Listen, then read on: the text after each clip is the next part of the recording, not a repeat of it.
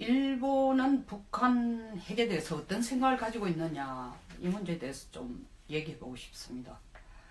사실 2006년 10월 9일 1차 핵실험 이후에 북한이 작년 9월 9일에 이르기까지 5차례 핵실험을 했습니다. 1차 핵실험 했을 때에 사실은 그 당시 한국으로서는 추석 전후였기 때문에 굉장히 국가 전체적으로 명절 분위기고 이런데 뜻하지 않게 생각지도 못한 상황에서 핵실험을 하는데 굉장히 충격을 받았지만, 실제로 보면 그 후에 걸쳐서 4번이나 더 핵실험이 있었음에도 불구하고 언론의 반응을 보면 한국보다도 일본이 몇 배로 더 예민하고 또 적극적인, 적극적이라는 게 꼭 좋은 뜻으로 라기보다는 아주 강경한, 그러면서도 나름대로의 그 어떤 구체적인 그 정책을 끌어가는 쪽으로 발전을 시켜나가는 그런 모습들 보였습니다. 한국은 사실 5번 북한의 핵실험이 있었지만 있을 때마다 신문이나 언론에서 나오는 얘기는 딱 하나뿐입니다. 예의주시하겠다, 강경하게 대응하겠다, 이런 이상 이야기가 나오지를 못했습니다. 한국을 비난하는 게 아니라 현실 있는 그대로를 표현을 합니다. 근데 제가 보는 일본이 아니고 일본이 보는 북한 핵을 한번 보면은, 일본은 실제로 북한이 개발하는 핵은 일본을 향해 쓰기 위해서 개발한다라는 생각을 많이 갖고 있습니다. 한국도 아니고 미국도 아니고. 왜냐하면 일본이 보는 시각으로 볼 때에 북한 핵은 한국에 대해서는 실제로 핵무기를 한반도에 같은 동족이니까 안 쏠 거다, 안 쏜다는 생각을 크게 갖고 있고, 거기에 대한 구체적인 사례로 이런 설명을 하고 있습니다. 실제로 핵무기를 쓴다는 위협을 가하기는 하지만 북한이 한국을 향해 하는 것은 핵무기 쓴다는 위협을 쓰면서 실제로는 재래식 무기를 사용해서 국지전 도발을 통한 위협을 굉장히 강하게 하고 있다. 맞는 얘기죠, 사실은.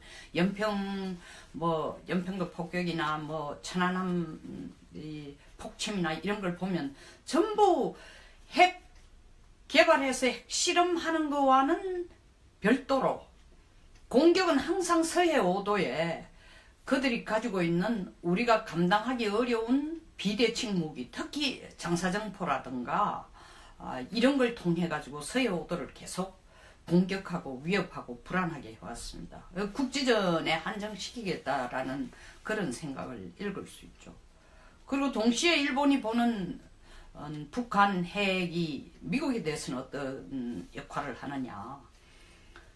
일본은 북한이 아무리 ICBM, 다시 말하면 인터컨티넨탈 발리스틱 미사일을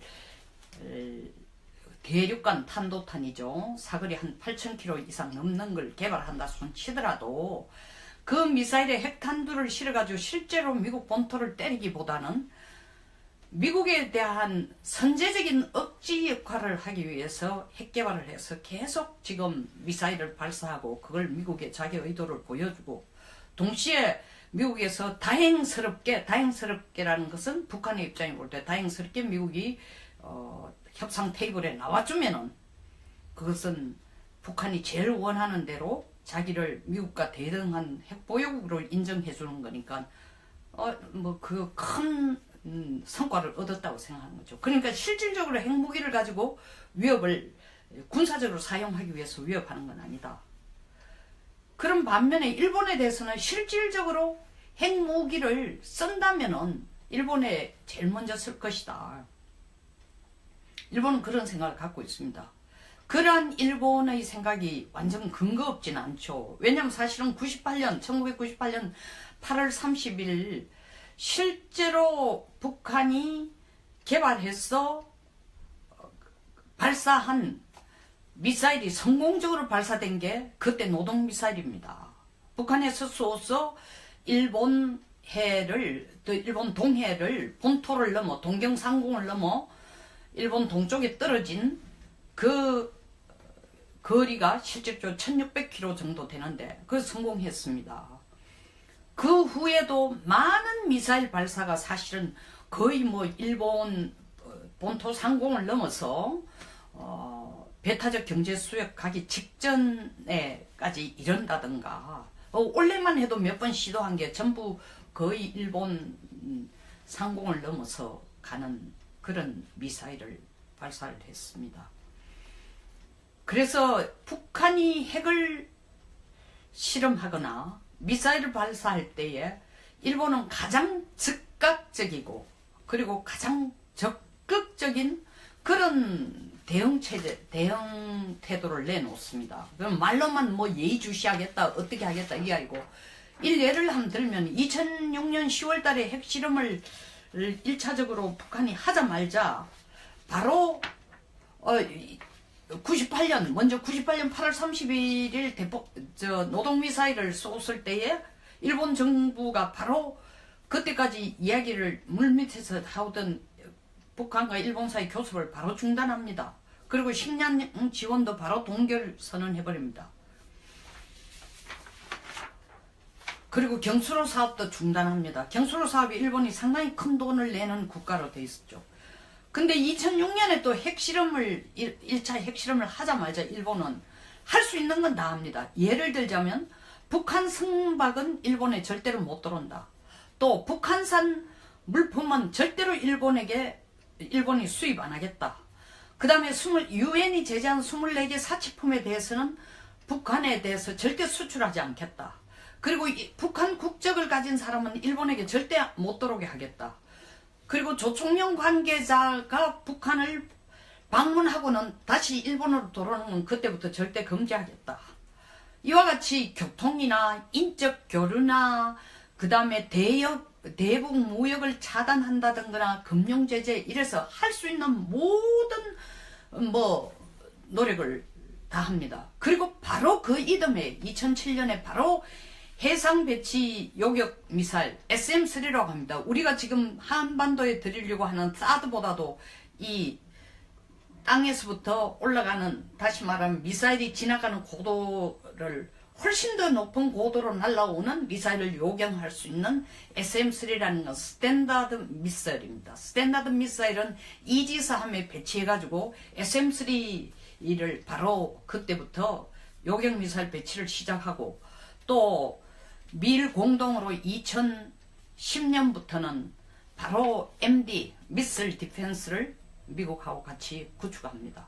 뿐만 아니라 2009년에는 아오모리에는 우리가 지금 국내에서 논란하는 사드 엑스밴드를 2009년에 이미 아오모리에 배치를 했습니다. 그리고 2014년에는 교토부에 또 배치를 했습니다.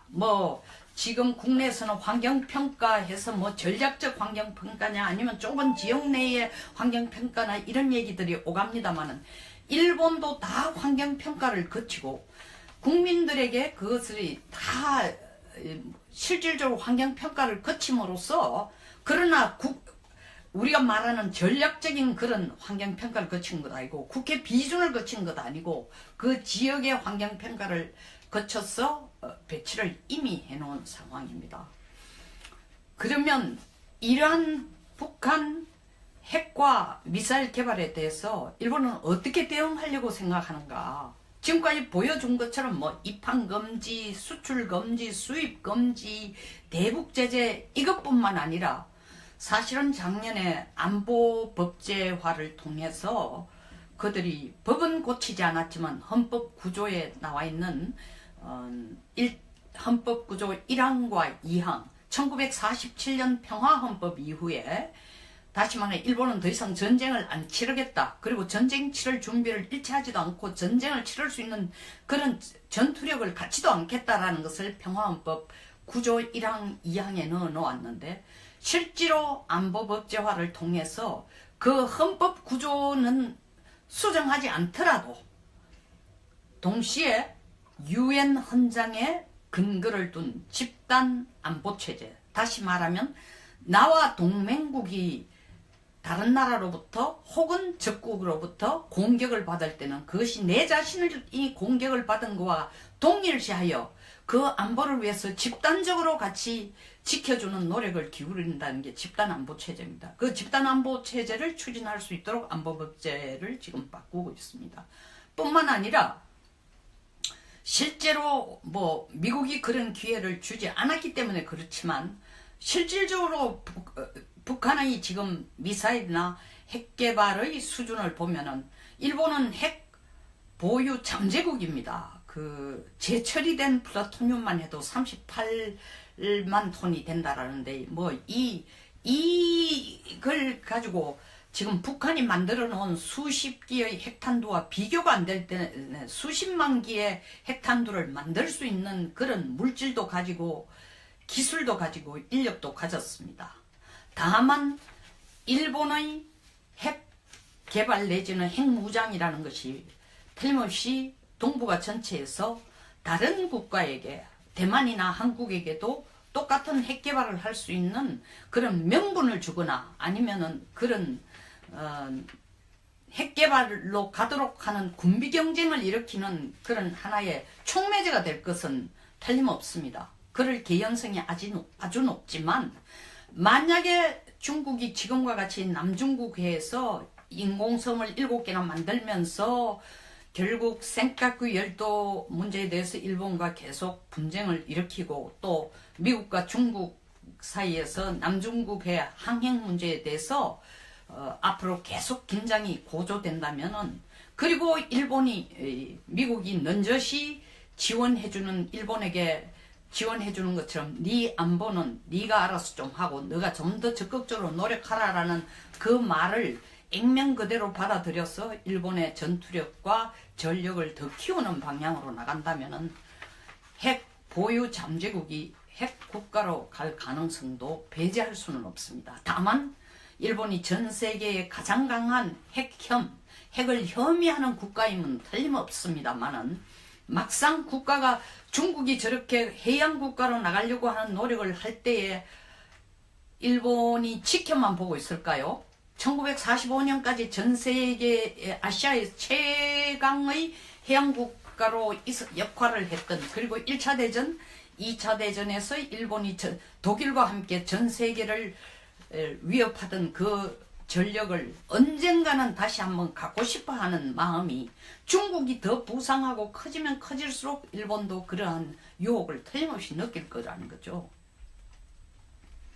우리는 북한이 핵 개발하여 핵실험하거나 미사일 발사할 때마다 정부가 하는 얘기는 딱 하나입니다. 예의주시하겠다.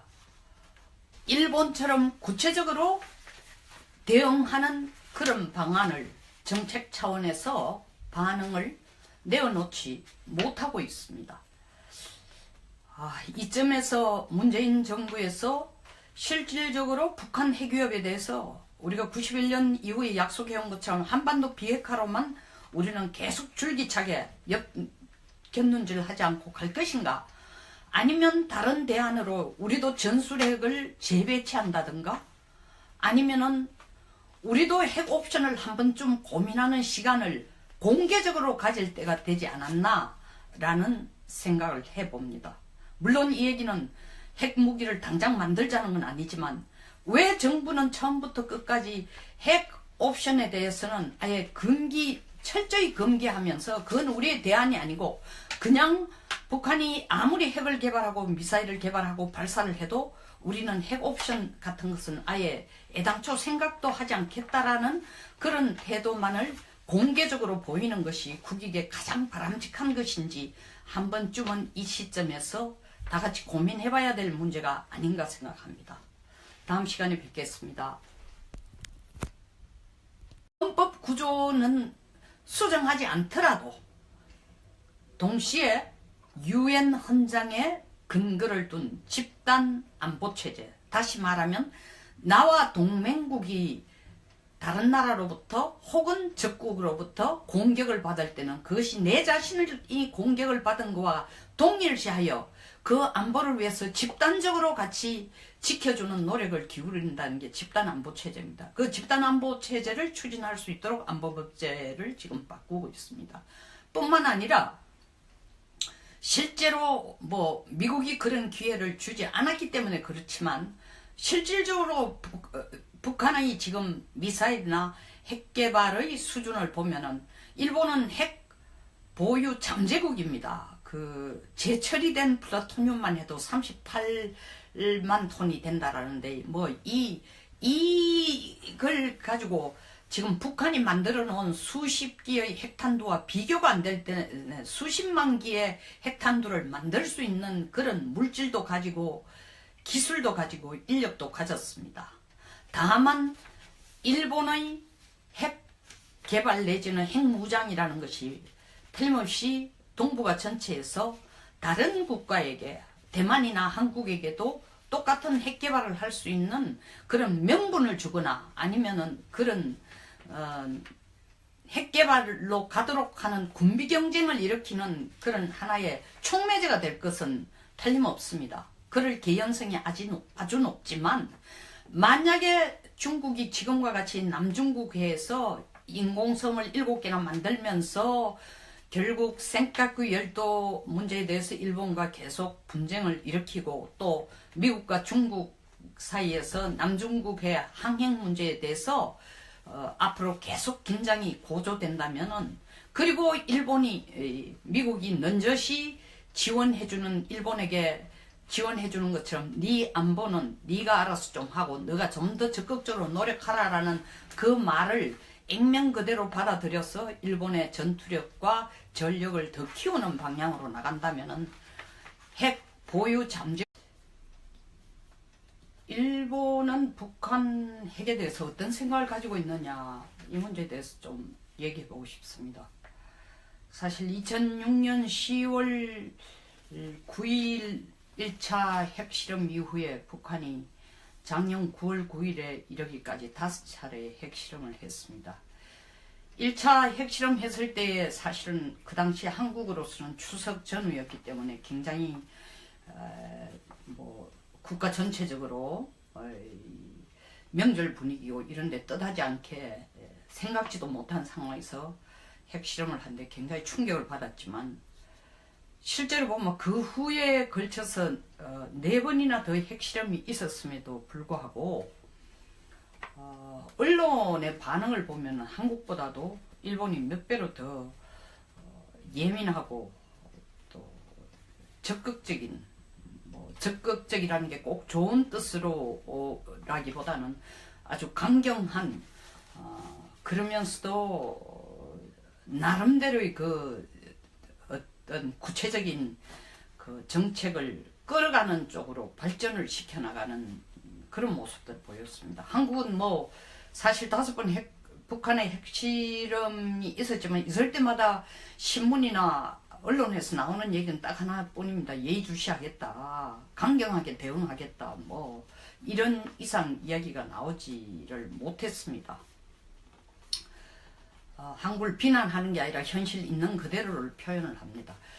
근데 제가 보는 일본이 아니고 일본이 보는 북한 핵을 한번 보면은 일본은 실제로 북한이 개발하는 핵은 일본을 향해 쓰기 위해서 개발한다라는 생각을 많이 갖고 있습니다. 한국도 아니고 미국도 아니고. 왜냐하면 일본이 보는 시각으로 볼 때에 북한 핵은 한국에 대해서는 실제로 핵무기를 한반도에 같은 동족이니까 안 쏠 거다.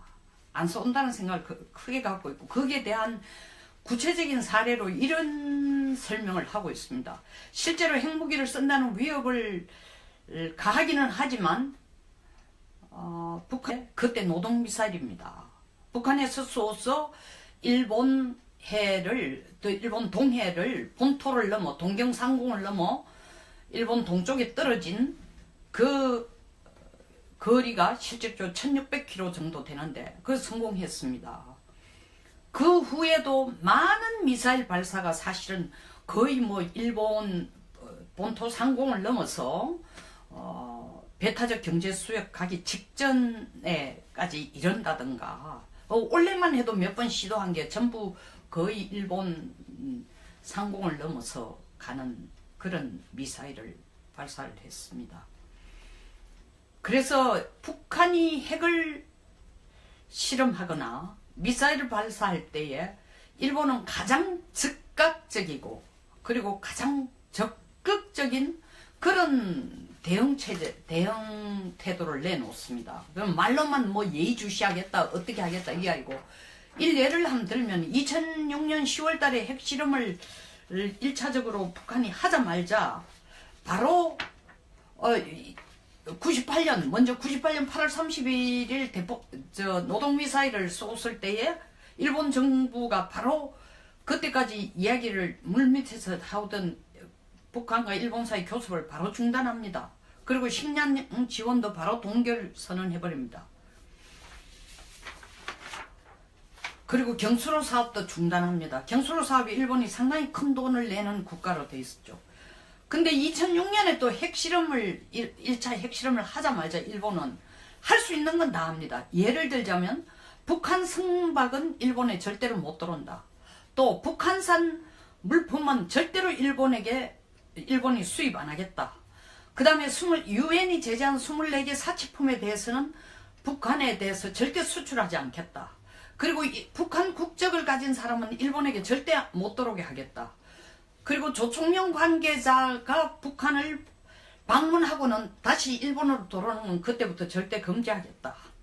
이와 같이 교통이나 인적 교류나 그 다음에 대북 무역을 차단한다든가 금융제재 이래서 할 수 있는 북한이 한국을 향해 하는 것은 핵무기 쓴다라는 위협을 쓰면서 실제로는 재래식 무기를 사용해서 국지전 도발을 통한 위협을 굉장히 강하게 하고 있다. 맞는 얘기죠, 사실은. 연평도 폭격이나 천안함 폭침이나 이런 걸 보면 전부 핵 개발해서 핵 실험하는 거와는 별도로 공격은 항상 서해 5도에 그들이 가지고 있는 우리가 감당하기 어려운 비대칭 무기, 특히 장사정포라든가 이런 걸 통해 가지고 서해 5도를 계속 공격하고 위협하고 불안하게 해왔습니다. 국지전에 한정시키겠다라는 그런 생각을 읽을 수 있죠. 그리고 동시에 일본이 보는 북한 핵이 미국에 대해서는 어떤 역할을 하느냐. 일본은 북한이 아무리 ICBM, 다시 말하면 인터컨티넨탈 발리스틱 미사일을 대륙간 탄도탄이죠. 사거리 한 8,000km 이상 넘는 걸 개발한다 손 치더라도 그 미사일에 핵탄두를 실어가지고 실제로 미국 본토를 때리기보다는 미국에 대한 선제적인 억지 역할을 하기 위해서 핵 개발을 해서 계속 지금 미사일을 발사하고 그걸 미국에 자기 의도를 보여주고, 동시에 미국에서 다행스럽게라는 것은 북한의 입장에 볼 때 다행스럽게 미국이 협상 테이블에 나와주면은 그것은 북한이 제일 원하는 대로 자기를 미국과 대등한 핵보유국으로 인정해 주는 거니까 그 큰 성과를 얻었다고 생각하는 거죠. 그러니까 실질적으로 핵무기를 가지고 위협을 군사적으로 사용하기 위해서 위협하는 건 아니다. 그런 반면에 일본에 대해서는 실질적으로 핵무기를 쓴다면은 일본에 제일 먼저 쓸 것이다. 일본은 그런 생각을 갖고 있습니다. 그러한 일본의 생각이 완전 근거 없진 않죠. 왜냐하면 사실은 1998년 8월 30일 실제로 북한이 개발해서 발사한 미사일이 성공적으로 발사된 게 모든 노력을 다 합니다. 그리고 바로 그 이듬해 2007년에 바로 해상 배치 요격 미사일 SM-3라고 합니다. 우리가 지금 한반도에 드리려고 하는 사드보다도 이 땅에서부터 올라가는, 다시 말하면 미사일이 지나가는 고도를 훨씬 더 높은 고도로 날아오는 미사일을 요격할 수 있는 SM-3라는 건 스탠다드 미사일입니다. 스탠다드 미사일은 이지스함에 배치해가지고 SM-3를 바로 그때부터 요격 미사일 배치를 시작하고, 또 미일 공동으로 2010년부터는 바로 MD 미사일 디펜스를 미국하고 같이 구축합니다. 뿐만 아니라 2009년에는 아오모리에는 우리가 지금 국내에서 논란하는 사드 엑스밴드를 2009년에 이미 아오모리에 배치를 했습니다. 그리고 2014년에는 교토부에 또 배치를 했습니다. 뭐 지금 국내에서는 환경평가해서 뭐 전략적 환경평가냐 아니면 좁은 지역 내의 환경평가나 이런 얘기들이 오갑니다만은 일본도 다 환경평가를 거치고 국민들에게 그것을 다 실질적으로 환경평가를 거침으로써 그러나 우리가 말하는 전략적인 그런 환경평가를 거친 것 아니고 국회 비준을 거친 것 아니고 그 지역의 환경평가를 거쳐서 배치를 이미 해놓은 상황입니다. 그러면 이러한 북한 핵과 미사일 개발에 대해서 일본은 어떻게 대응하려고 생각하는가? 지금까지 보여준 것처럼 뭐 입항 금지, 수출 금지, 수입 금지, 대북 제재 이것뿐만 아니라 사실은 작년에 안보 법제화를 통해서 그들이 법은 고치지 않았지만 헌법 구조에 나와 있는 헌법 구조 1항과 2항 1947년 평화헌법 이후에 다시 말해 일본은 더 이상 전쟁을 안 치르겠다. 그리고 전쟁 치를 준비를 일체 하지도 않고 전쟁을 치를 수 있는 그런 전투력을 갖지도 않겠다라는 것을 평화헌법 구조 1항, 2항에 넣어 놓았는데 실제로 안보법제화를 통해서 그